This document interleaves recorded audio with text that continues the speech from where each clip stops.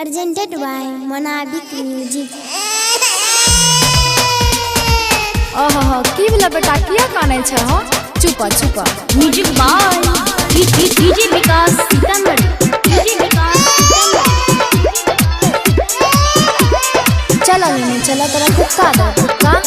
Singing by Gaurav Thakur। हम त माही किया कानै छी नुनु तोरा बैलून किनी देबो सुंदर लड़की देखी शादी करी देबो नुनु चुप चुप रे नुनु चुप चुप रे नुनु चुप चुप रे नुनु चुप चुप। आगे शादी में हमें 4 चक्का गाड़ी लेबो गाड़ी पर बैठी के हॉर्न बजेबो हॉर्न पॉक पॉक हॉर्न पॉक पॉक हॉर्न पॉक पॉक हॉर्न पॉक पॉक। ओ ला ला ला ला ला ला ला ला चुप चुप।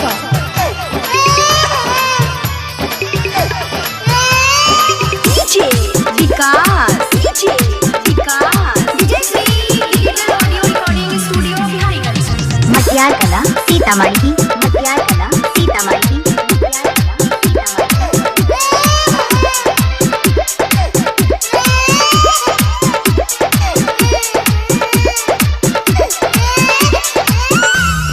रे नुन्नू लाखों मेरे एक दुल्हनिया खोज देबो तोरा नीमन कन्या रोजे अपना हाथ से खिले तो खाना बढ़िया बढ़िया। गे माय कोई कहै छै औका बौका कोई कहै छै पागल रात भर चिंता से रहै छियै जागल। सुनी ने नया नया बहू होइतो नया बहू होइतो गोरा बोदबैतो बिहा करे गाड़ी लेबो हॉर्न बजेबो हॉर्न पॉक पॉक हॉर्न पॉक पॉक हॉर्न पॉक पॉक हॉर्न पॉक पॉक। अच्छा आबे दही पप्पा कहै छियै।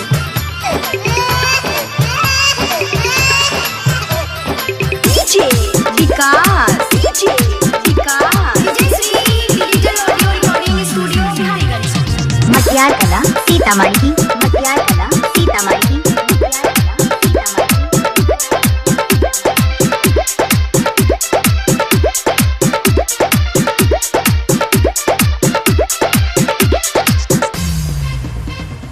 आरो कुछ दिन धीरज धरे बेसी जल्दी नहीं करे तब तक घर में बैठ के बेटा कॉपी लेके ओआ पढ़े। हमें पढ़बो अजय राकेश भैया के बहु बड़ी सुंदर ओकरा देखि के मन भेलै गे छुछुंदर। एगो कहबे केतनो बाबू सोना कहबे केतनो गौरव ने लुभैतो